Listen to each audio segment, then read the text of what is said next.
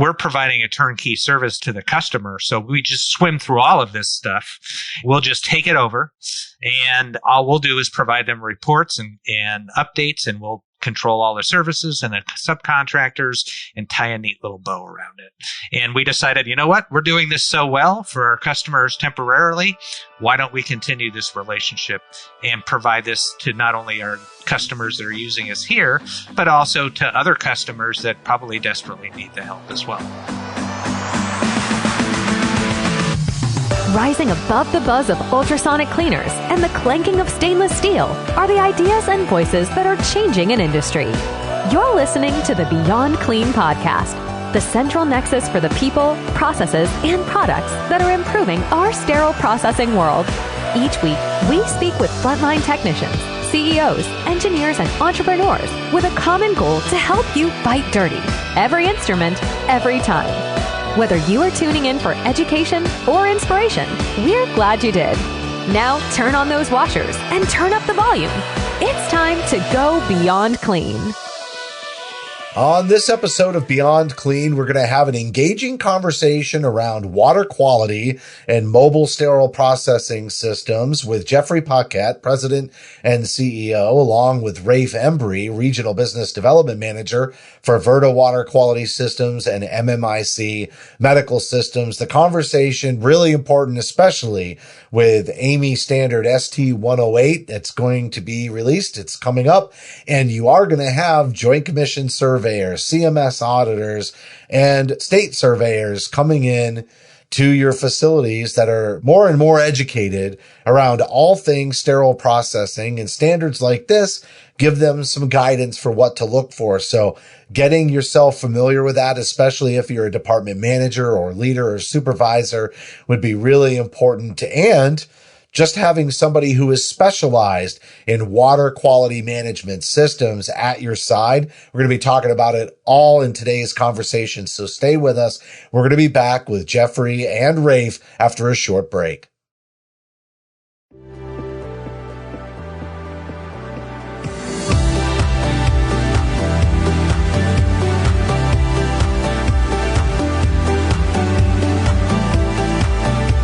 From 17 Studios, you're listening to Beyond Clean, the global voice of sterile processing.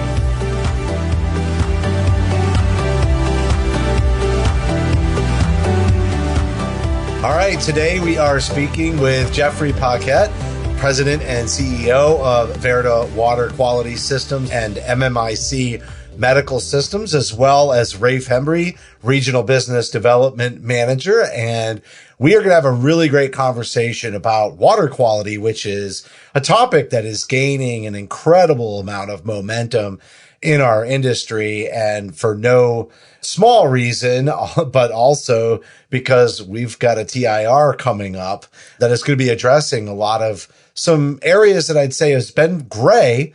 And Jeffrey, you and Rafe and everybody at your company have done a lot of work to bring a lot more clarity. I don't know if that's a pun or not, but clarity to how we manage water in our healthcare organizations today. So, Jeff, thanks so much for coming on. Well, thanks for having us. And Rafe, I do want to introduce you as well, but thank you for coming on. Jeffrey, why don't you talk a little bit about your background? Tell us a little story about the company and how it came about. And then Rafe, we'll come over to you and hear your story about how you joined VERDA Water Systems and mmic. Great. Yeah. I actually don't have a background in healthcare or medicine or anything like that. I actually have a degree in aerospace engineering, but I've worked in a lot of different industries and with both large and small companies in product development and product realization, which includes, services and just how they interact with people. And whether you're designing very large space systems or you're working in healthcare, you're tackling the same types of problems every day. Where humans meet technology, there's always an opportunity for something to go wrong. And so I've spent a career trying to refine processes and systems and products that work well with people and make them successful. So I came to mmic about almost 6 years ago now. now. And MMIC was founded in 1994. It introduced the first mobile surgery unit. So it was a small company that tackled a very technical problem in a very technical space and introduced the first fully compliant mobile surgery unit to the market. It was here where we began to really obviously understand healthcare, its requirements, the people that work in the facilities, what their requirements are, as well as we also had to introduce a little small piece of sterile processing at the time so that people could do what they call flash sterilization in the OR when we were having dropped a scalpel or did something like that, which they felt they needed to re-sterilize something. So that eventually grew into, we were approached in 2012 by several OEMs that felt that having a mobile sterile processing system, basically a mobile sterile processing department, would be something that their customers could use during renovation or when they have significant technical problems in their facility, and which would require them to move out into a new facility that is adjacent to the hospital. And so we began work on this and actually introduced the very first mobile sterile processing system to the market. We then continued to refine that product over time and recently introduced a new version of that. It's the first 3-zone, 2-barrier system that's on the market for mobile sterile processing. And it is also the only mobile sterile processing system that is completely AAMI TIR 34 compliant with onboard water. And that's really what kind of brings us to the conversation today, right? Because as you were building out these mobile systems, you were sort of learning about how hospitals manage water and where some of the opportunities are to improve that. Am I right? Yeah, that's correct. Well, when in providing the sterile processing departments, at first, we didn't offer water. That was something the facility did. We don't create water. Water is produced at the facility and brought to us. But because of where we were located in the facility, usually in the parking lot or loading dock, providing any type of critical water or what we call RO or DI water to our mobile facility was problematic. They couldn't do it. So we were asked to provide water. So we did what every other healthcare facility does. We went to who we thought were the experts, said, this is what we need, has to comply with this. Give us what you got. And they did that. And that didn't go so well. Because we got what we asked for and only what we asked for. So after a couple of missteps with water, we decided that we had to step back and say, look, we need to take responsibility for this problem. We have to be just like a facility would be. We're going to, even though we don't really see it as, our job, we got to supply this. We're going to take responsibility for this. And what we did is we surveyed the industry for best practices. We really dove into AAMI TIR 34 for direction on what to do. And we put together a product with all of those best practice features in it. And then what we also discovered that you can have the best equipment in the world, but you can fail and fail quickly with the best equipment in the world. Quite evident in the aerospace industry all the time. Big spectacular failures after billions of dollars of investment. And it all comes down to some process someplace that you weren't paying attention to or didn't know about. And so what we found out that the real key to being successful with water is in your water quality management program. And so we spent as much time devising the best methodology for managing water on an ongoing basis, day after day, after hour, year after year, so that we could be successful for our clients.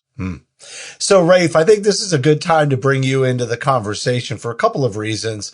You and I both have some experience in an industry where when the water quality is bad, and you start to see staining and all these issues with instruments, the finger pointing starts happening and nobody's really sure where it's coming from, right? And a lot of times it really does come back to the water quality, maybe impacting steam, etc.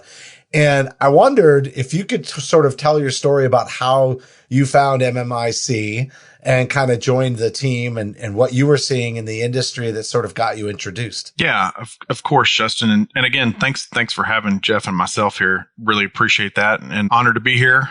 Like Jeff said, I did find MMIC because I had a customer that had a need for a mobile sterile processing system. They asked if the current company that I was with had something like that. And I said, we're a very diverse group of people. We might, I'm not sure. Let me find out. Well, long story short, we didn't have anything like that, but doing some research, I found MMIC and they had mobile sterile processing systems. So I really just kind of brokered the relationship between my customer and MMIC at the time.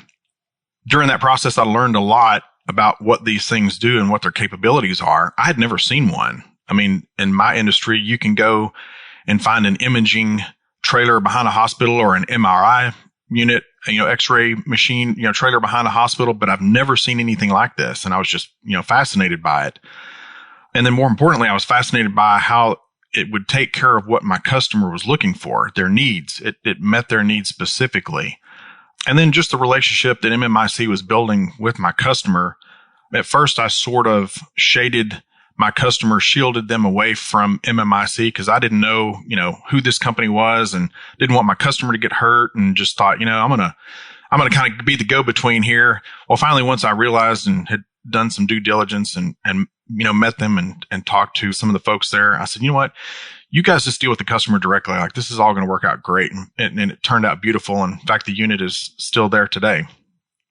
So that's how I learned about MMIC. So what was the situation? Was it like a renovation that's kind of a traditional need, for a mobile system like that? Or were they just expanding surgeries and just didn't have any additional footprint to build out sterile processing? How did that play out? Yeah, so great question. And both of those are scenarios in which there is a definite need for an MSPS. In this particular situation, they were doing a major expansion. They had expanded the OR, expanded some rooms there. So naturally, they're doing their case volume increase. There was an uptick there. So naturally, just from the case flow and the flow of all the instrument sets coming downstairs into sterile processing, they needed a bigger workspace. So they had to increase that. So how does that usually go, Jeff? When they're doing those renovations, like if you aren't able to take that work outside of the department, how disruptive is it? And I'm sure many of our listeners have been through a renovation if they've had any tenure in sterile processing, but how have you seen that play out? Right. Well, the good news is I don't know because my customers don't have to deal with that. But I can tell you what they tell me.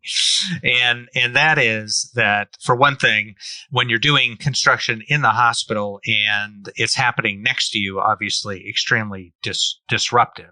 There has to be a significant amount of attention paid to making sure that dust isn't traveling places where it shouldn't.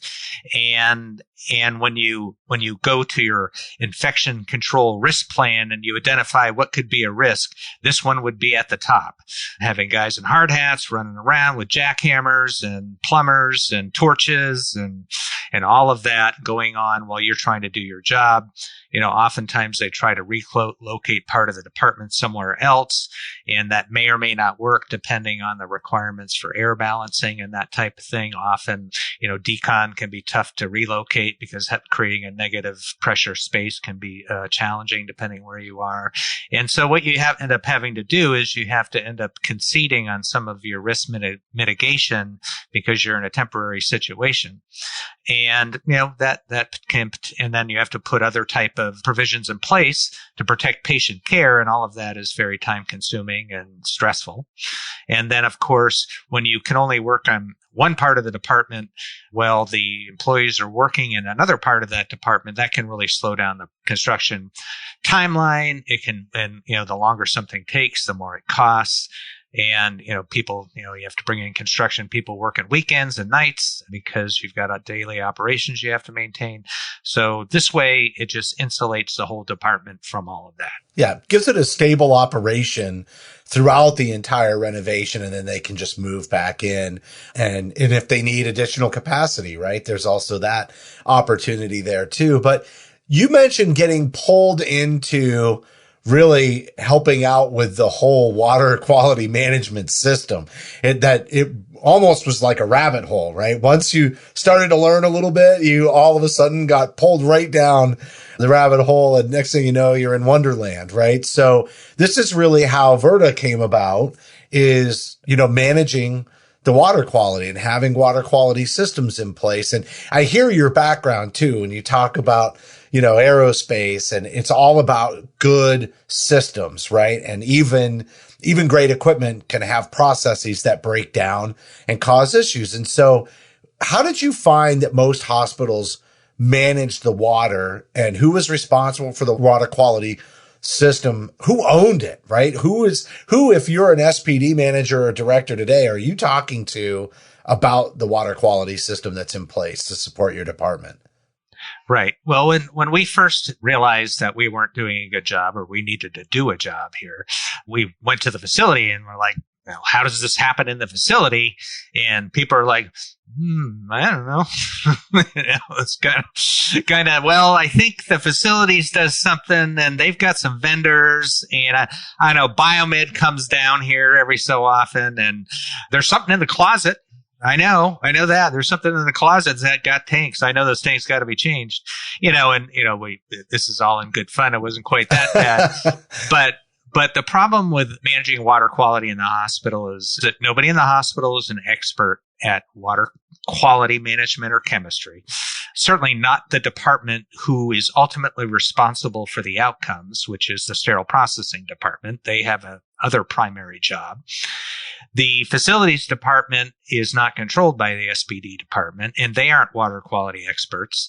And in order to really do the job well, there is a very significant document that is 60 some odd pages long that you really have to understand forward and backward. And if you read that document and you implement it correctly, there is a lot of time and resources that have to be devoted to doing this properly. It's only going to get more significant when SD 108 hits. And what we discovered is that, in typical large organization dysfunctionality, there were silos everywhere.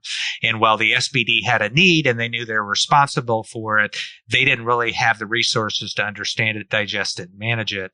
And facilities, they had other priorities. And, this is a department that is, seen as a cost center by the C-suite. And the C-suite was only going to devote so much horsepower to solving whatever issues they felt they had down there in that little department. And so these are the things that we encountered, and we're sort of like, well, we're lucky because we don't have to deal with any of this, right?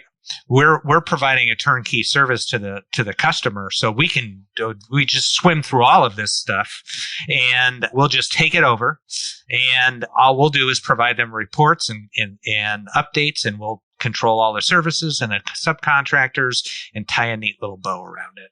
And we decided, you know what? We're doing this so well for our customers temporarily. Why don't we continue this relationship and provide this to not only our customers that are using us here, but also to other customers that probably desperately need the help as well. It's a clear industry gap that's been there for quite a while. And you talked about TIR 34 becoming an AMI standard, ST 108. Do you think that what you just described is the impetus or the reason behind TIR 34 and AMI's efforts to create a standard around, water quality? Do you think this gap was kind of becoming more well known and they knew they needed to put some structure around it to help hospitals and give them some guidance? Well, I'm sure that is part of the intent. I'm not sure that introducing it as a standard is going to fundamentally solve the problems we just talked about. So it'll certainly, being a standard, and a standard that now incorporates language from both the Joint Commission and CMS about having a multidisciplinary water quality management team and having a way to identify and manage water-related risks in the facility by drawing that language in from both the Joint Commission and CMS. I'm sure that's the intent to not only be paired with what is being demanded of this facility as a whole, but to make sure that people in the C-suite pay attention to the fact that, hey, you've got to do this next to the burn unit, and you're concerned about Legionella out there, but there's water-related risks in here that you also have to manage for the same reasons you've got to manage them in the burn unit. Yeah, you just mentioned one of the consequences of having poor water, and it's not just for sterile processing, right? Like this water quality management system impacts everything that's going on in the hospital. But to bring it back to sterile processing, just because that's our audience today too, like what are some things that could really go wrong? If you have poor water quality, your system is not really working, like what happens in the water? What could be potential outcomes for the patients and really the output of the sterile processing department to the operating room? Right. So I think one of the elephant in the room for sterile processing right now is whenever you ask anybody about AMI TIR 34, they will point to the purification system and say, that's our AMI water, right?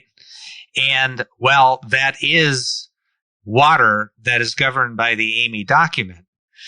Most of the other water in the department, or all of the other water using the department, is also governed by that document and also has very rigorous requirements and processes that you have to apply to managing that water. And virtually nobody is paying attention to that. And where you're going to find problems more than not is with the water that's coming into the department at the sinks and being used in the washers and ultrasonics that hasn't been through the purification equipment. The outcome there is that, you're going to have accelerated corrosion in your instruments. So that increases the amount of quality control effort you have to expend to manage instruments that are corroding more quickly. You have staining and other types of issues that are associated with that type of water. And then the chain of risk is amplified when you have corroded instruments that end up getting sterilized and you have bacteria that was left behind and was shielded from sterilization due to the fact that you have corrosion and have some sort of uneven surface which no longer can be effectively sterilized. And you get one of two things there. One is maybe you do get things sterilized. Then you have an area where you have bacteria that has been broken down, and then you have the potential for endotoxins. Endotoxins are a real hot topic in SD108. There's going to be a significant increase in the monitoring requirements around endotoxins. So this is going to become serious business here pretty quickly. And then the other thing that can happen is that the bacteria isn't destroyed. It goes through, and one way or another, you have some sort of surgical site infection or other problem that's introduced by the instrument. That's the consequence. And Rafe, when you and I work together, I just remember every time there was an instrument concern with discoloration, et cetera, it seemed like, you'd get called in and, they would start asking, who manages the sterilization equipment? Who manages the enzymatics and the detergents? Who does the repairs? Like all of a sudden, and this kind of speaks to, when you don't have a good water quality management system, this can go on for months where you're having these conversations. I don't know if you want to speak at all to that just from your experience now that you're working with MMIC and VERDA, but you may remember having so many conversations like that with customers in the past and how daunting it can be as they try to find a solution. Yeah. And Justin, to be honest with you, I hail from the great state of Texas. And let me just tell you, the water in Texas, it doesn't matter if you're in El Paso or Texarkana or all the way up into Amarillo or down to, Brownsville, the water is awful. And I can't tell you how many times that I'd go in to pick up an instrument or a medical device that something had happened to it due to the water. And that, they would say, man, we wish that they would fix the water here. Wish they'd fix the water, And so that's what we're trying to help these people do because they wear a lot of hats, They don't have time to monitor their system, to change out all of the filters, to take care of it and service it, and this is what I've seen in other industries is that somebody will sell you a service or sell you a device or something, and then they'll just ghost you and leave it there. And then when you need something done with it or need some help with it, there's nobody there for you. And so we're trying to take that away from people so they don't have to worry about that, and we'll do the work for them. But not only does it impact surgical instruments and surgical site infections that could happen in a lap grasper to a kerosene rongeur in the rails, some of that stuff will get baked on, but is it really sterilized? the water quality could really help with that. The other thing is it'll help with the longevity of the capital equipment that these folks have already bought. Sterilizers aren't cheap. Washers aren't cheap. Sonics aren't cheap. So you think about it, if you're running better water to all of these machines, everything that you use, even in the sink with all your brushes and things that they're cleaning the instrumentation, all of that is going to create, a longevity for all of that equipment. There's just uniformity there and continuity with the water that's going to it. I'm not saying you'll have to clean your sterilizers less, but you might. Instead of doing it once a quarter, maybe you do it once every 6 months. Mm-hmm. Yeah, because it's really the deposits, especially if you have hard water, that are starting to cause, residue on the inside of those chambers that with the steam then gets transferred over to instruments, which is the reason for cleaning those chambers. That's a great point. Something else, Jeff, that you said that really stuck out to me was how beneficial AMI ST108 as a standard may be to getting a justification for improving or bringing in a service like VERDA Water Quality Systems to manage the water, because now you've got some real backing behind it. And I think this is an age-old conversation for sterile processing. It's a cost center. It's not a revenue generator. Getting budgets is difficult. It seems like whenever hospital finances get tough, that's the budget that gets whittled away. And also, I'd say a lot of managers and directors don't get a lot of training as they're promoted up on how to make business justifications in general for improvements for their department. And so I think having a standard behind it definitely helps. But do either of you have any insight on, if you're talking to a manager and they're, especially in these difficult, financial times, but they know that they're having an issue. They know everything that you just said, Rafe. They're perfectly understanding the longevity of the equipment, the more efficient processes of just keeping things running every day instead of getting distracted when there is an issue, and how important that is to just having the operating room generating revenue and everything going off without a hitch. How do they help make that case and bring that information forward, to leadership or to supply chain to help them really get that budget approved to improve the quality of the water and the service delivered, not only by sterile processing, but honestly for the entire hospital? Right. So when we had our water conference here earlier, I did a little piece on this last month. But the way I would look at it and the way I would talk about it with people who have the money is in a language they can understand, and that's return on investment. And so a couple things.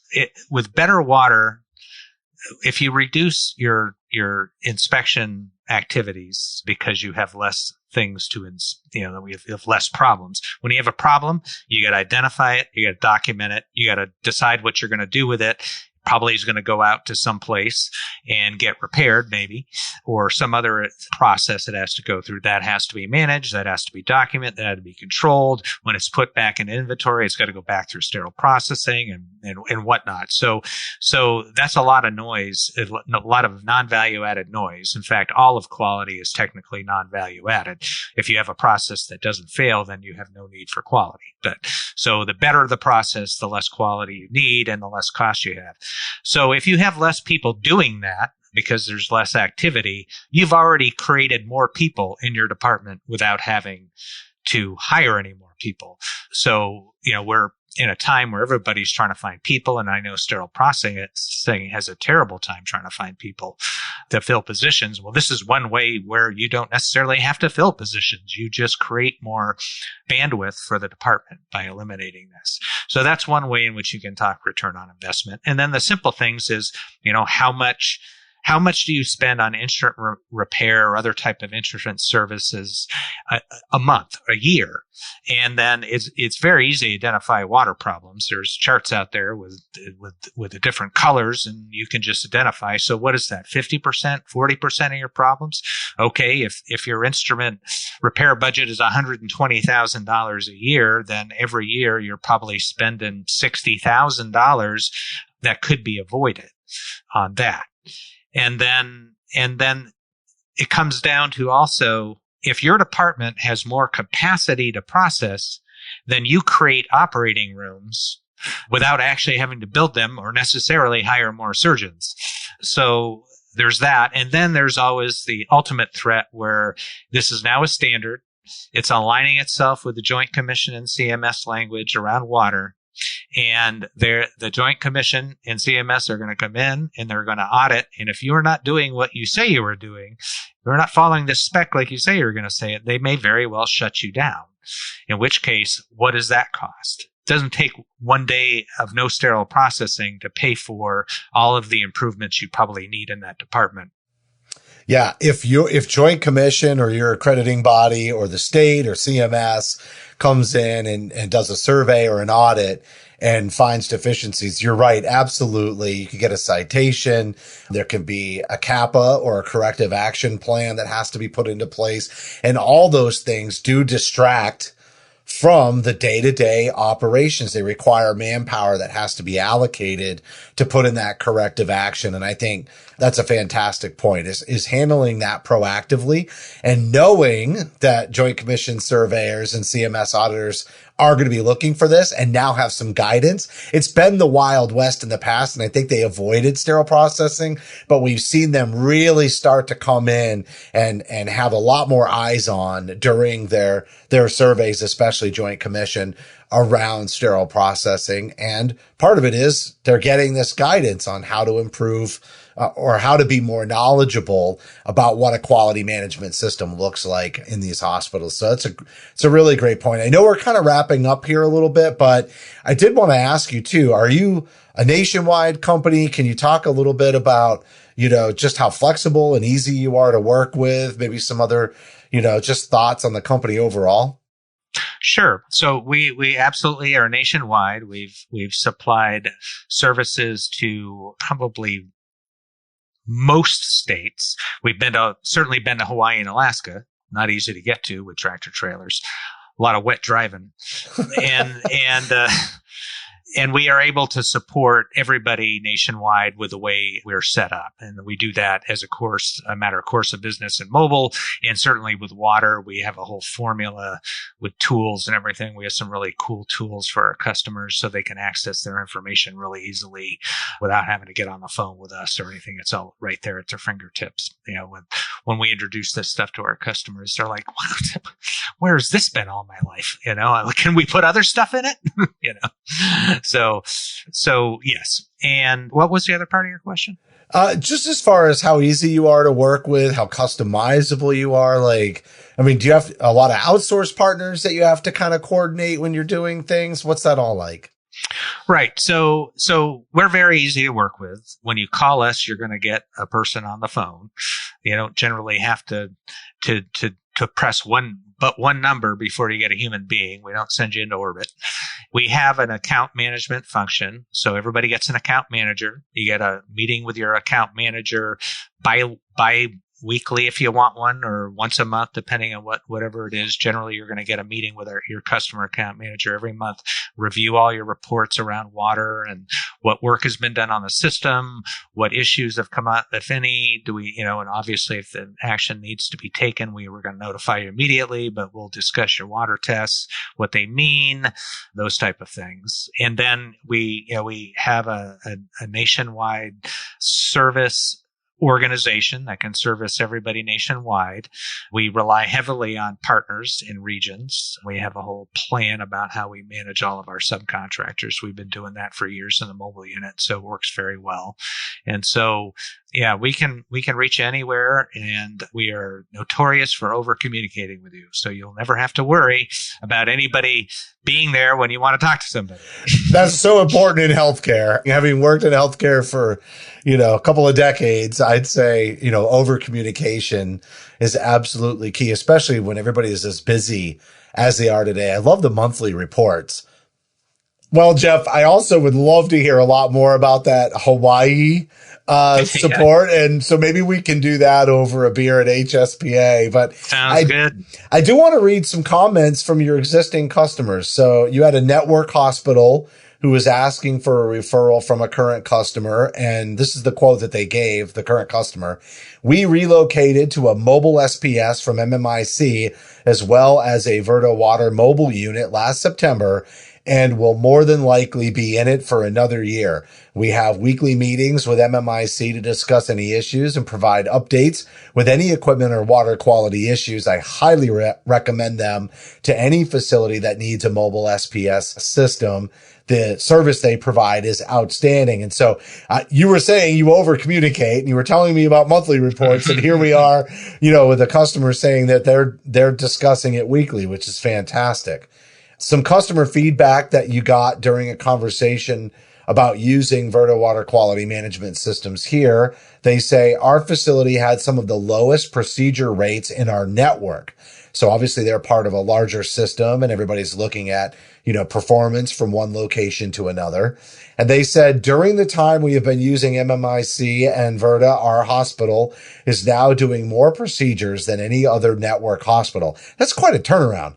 They said our management knows that it is the services and products that you have provided us that has made us successful. That's incredible. Because sometimes, when I first hear something like that, I'm thinking footprint. I'm thinking size of the facility. I'm thinking how big is the community or population dense that they're serving. But for them to make that kind of a turn within a system, to go from one of the lowest procedure rates to the highest, just from having a good water quality management system and some support, for adding the ability to process, more instruments, that's fantastic. Well, a little interesting side note about that customer is that they actually completed their new department quite a while ago now, but there's been some issues that they've been dealing with internally, and management has made the decision just to stay outside with us until they've resolved all the issues in that new department, because they've had such tremendous gains, and they went from being under the microscope to being, the heroes here, that nobody wants to risk their job by moving back into the hospital. Especially right now. I mean, honestly, that revenue they've been operating on negative margins for so long now. They really can't they can't gamble that way. They can't afford to gamble. All right. Last one we have here. This is a customer who was asked why his hospital was choosing to use VERDA Water Quality Management Services after they were done with their renovation project and moving out of MMIC's mobile unit, until an SPD supervisor said, it will just be peace of mind that everything will be taken care of just like we were in the mobile unit. So all of this feedback, excellent feedback. I'm going to add, you all have a white paper on MEST 108.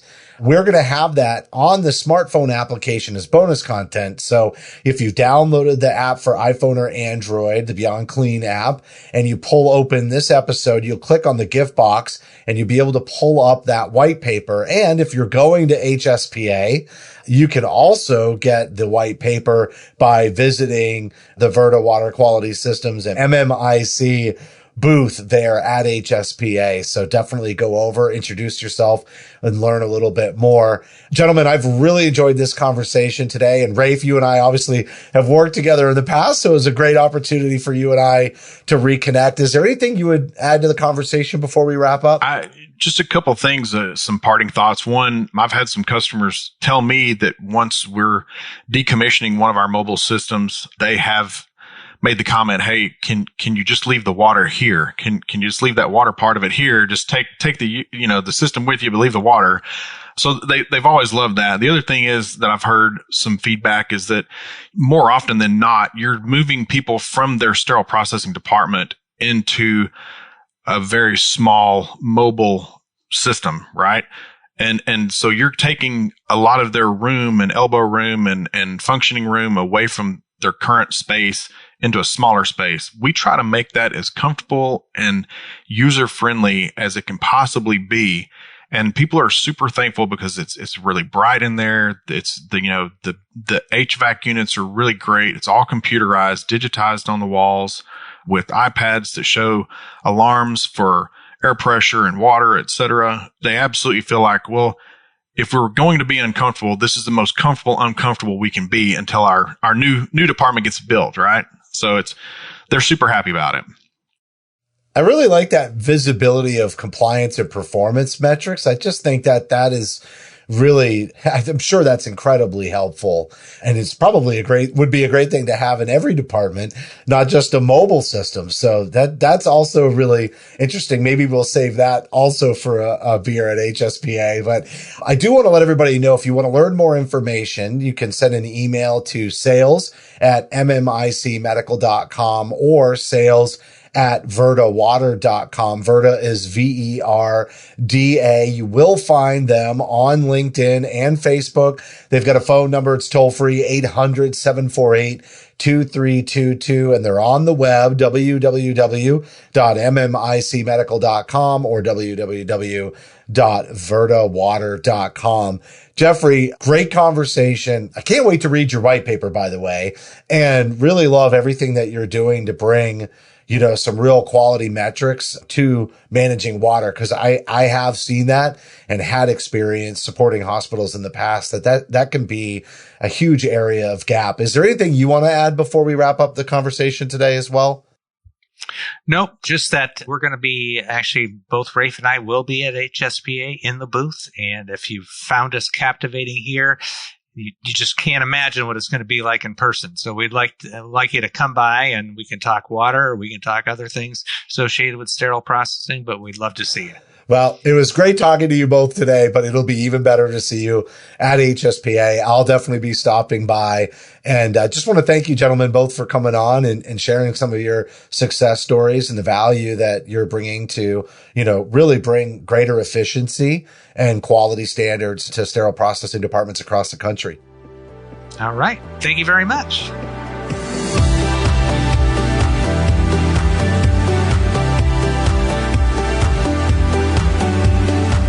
All right, that was Jeffrey Paquet, President and CEO, and Rafe Hembree, Regional Business Development Manager with VERDA Water Quality Systems and mmic Medical Systems. And really, we talked about a couple of different things, but we focused on the water quality systems more than anything, and having a proper water quality management system. But it's no surprise, if you're going to have a mobile sterile processing system set up at your hospital, that you have to get lots of utilities into those setups, and water being one that is so critical. I can see how that just wound up being something that they found themselves diving very deep into, and timely as well, with TIR 34 becoming AAMI standard ST 108 coming up very soon.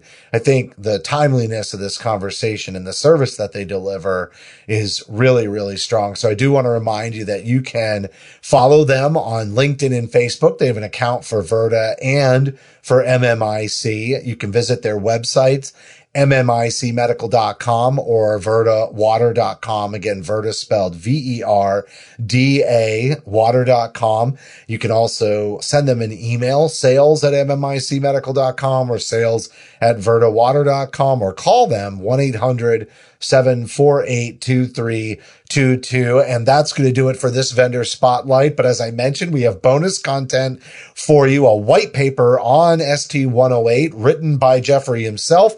If you just download the smartphone app for iPhone or Android, you'll be able to go to this episode, click on that, and then you'll see a gift box inside of that episode that's indicating bonus content, which is the white paper. Click on the gift box and you'll be able to view or download that white paper. You can also meet up with them at HSPA if you're listening to this ahead of the event, and go and pick up a copy of the white paper, introduce yourself, learn more. And I do want to thank everybody for listening to this episode. If you have any feedback for the show, you can send us an email, info@beyondclean.net. And again, thank you for listening to this vendor spotlight on Beyond Clean.